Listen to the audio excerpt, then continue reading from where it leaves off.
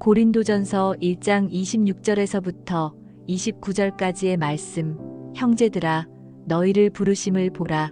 육체를 따라 지혜로운 자가 많지 아니하며 능한 자가 많지 아니하며 문벌 좋은 자가 많지 아니하도다. 그러나 하나님께서 세상의 미련한 것들을 택하사 지혜 있는 자들을 부끄럽게 하려 하시고 세상의 약한 것들을 택하사 강한 것들을 부끄럽게 하려 하시며 하나님께서 세상의 천한 것들과 멸시받는 것들과 없는 것들을 택하사 있는 것들을 패하려 하시나니 이는 아무 육체도 하나님 앞에서 자랑하지 못하게 하려 하심이라.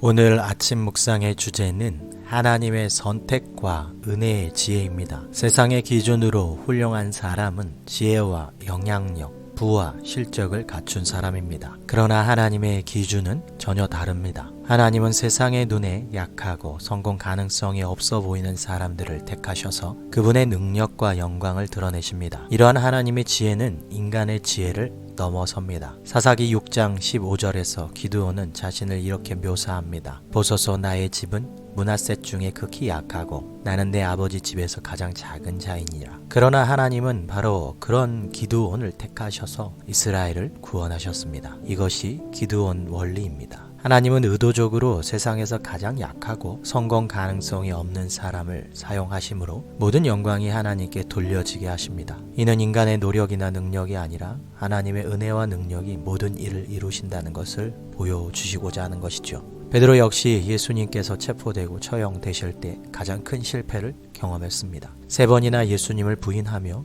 두려움 속에 숨어 있었던 베드로는 지도자로서 부적합해 보였습니다. 그러나 요한복음 21장에서 예수님은 그를 용서하시고 다시 세우십니다. 예수님은 마치 이렇게 말씀하시는 것 같습니다. 너는 최대의 실패자였으니 나의 은혜 속에서 최고의 지도자가 될 가능성이 있다. 내 은혜 안에 잠기라. 그러면 담대함과 겸손함이 함께 자라나고 참된 지혜가 너에게 주어질 것이다.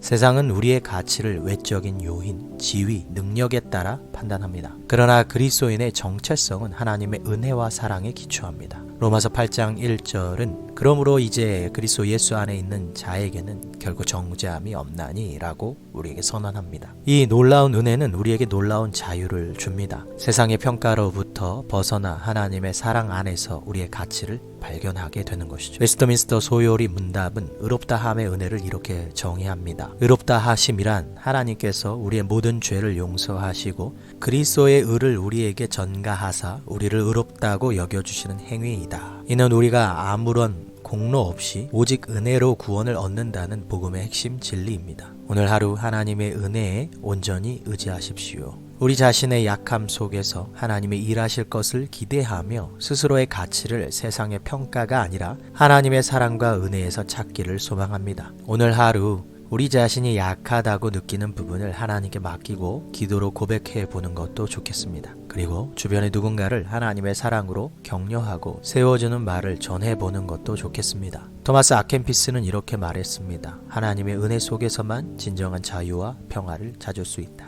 하나님의 은혜 안에서 자유롭게 살아가는 우리 되기를 소망합니다. 그 은혜가 우리의 삶의 새로운 가능성과 변화를 가져올 것입니다. 오늘 하루도 하나님의 은혜 속에서 자유와 담대함을 누리는 귀중한 하루 되시기를 주님의 이름으로 소망합니다. 나는 하나님이 쓰실 수 있을 만큼 충분히 약한가요? 나의 약점을 통해 하나님이 영광 받으시도록 하나님께 나 자신을 전부 내어드릴 수 있나요? 하나님 아버지, 저 때문에 돌아가신 예수님을 볼 때 제 존재의 중심이 변화됩니다.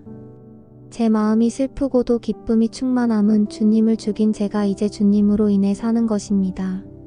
예수님의 이름으로 기도합니다. 아멘.